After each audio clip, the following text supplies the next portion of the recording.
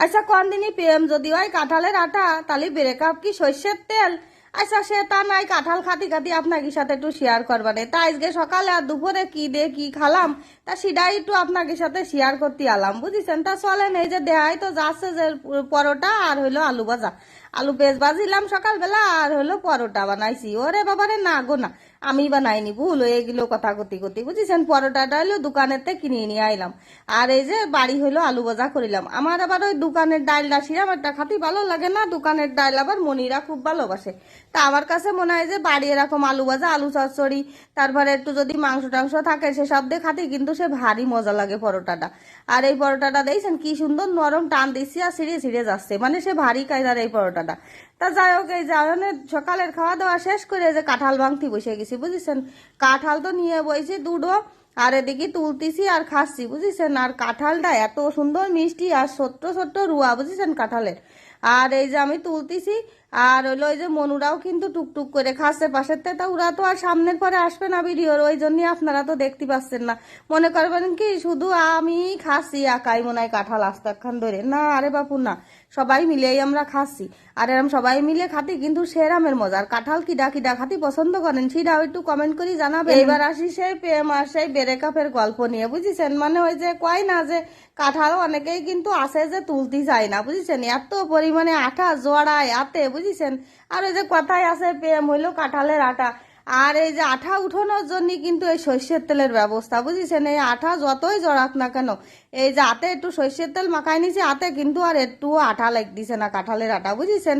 আবার এই যে যখন হলো একটু অর্ধেক যদি লাগিয়েও থাকে ওই যে হাতে, তারপরে একটুখানি বেশি করে তেল দিয়ে ভালো করে ডলে লিকুইড দিয়ে ধুয়ে ফেললে কিন্তু আঠা একদম ক্লিয়ার, এ একটুও আঠা থাকে না। ওই জন্যই কইলাম যে প্রেম যদি হয় কাঁঠালের আটা, ব্রেকআপ হইলো সর্ষের তেল। তা মিল আছে না কন্তিনি কথায়? আর হলো কাঁঠালটা খাতি কারা কারা পছন্দ করেন অবশ্যই কিন্তু কমেন্ট করে জানাবেন। মনুর বাবা আবার কাঁঠাল খাতি সিরাম একটা পছন্দ করে না, ওই বছরের ফল এক দুই রুয়া খাতি হয় তাই খাই আর কি, কিন্তু আমরা আবার কাঁঠাল ভক্ত, বুঝেছেন? আমার মনুরাও কাঁঠাল ভালো খায়, আমিও কাঁঠাল ভালো খাই। আর আমের তো কোনো কথাই হবে না, আমের ভিডিও তো আপনাকে সাথে শেয়ার করেছি। আর এই যে গামলা বইরে অনেক কাঁঠাল তুলে থুছি, সবাই মিলে খাবেন, বুঝেছেন? বসে বসে। আর এদিকে কিন্তু দুপুরে রান্না বান্নার আয়োজন করতে হবে, কাঁঠালটা খাওয়া ঠাওয়া শেষ করে। কাঁঠালটা ছিল সে চিনির মতন মিষ্টি, বুঝেছেন? সে ভারী আশা ছিল কাঁঠালেও। তা যাই হোক, এই যে দুপুরের জন্য অনেক মাছ ভাজা করবো, কবেন কি শুধু মাছ ভাজা দিয়ে ভাত খাবে? তা কি করবো কোনদিন, ইলিশ মাছ ভাজা হলি কেউ আর অন্যটা মানে পাতেই তুলবে না, শাক কও সবজি কও যাই করি না কেন, খালি খালি এই গরমের মধ্যে যখন খাবে না তখন কোনদিনই রাইন দিয়ে কি কোনো লাভ আছে? ও চাই তো বাপু এই যে মাছ ভাইজে থুসি তাই দিয়েই পরান্ডা করে ভাত খাইয়ে নাও।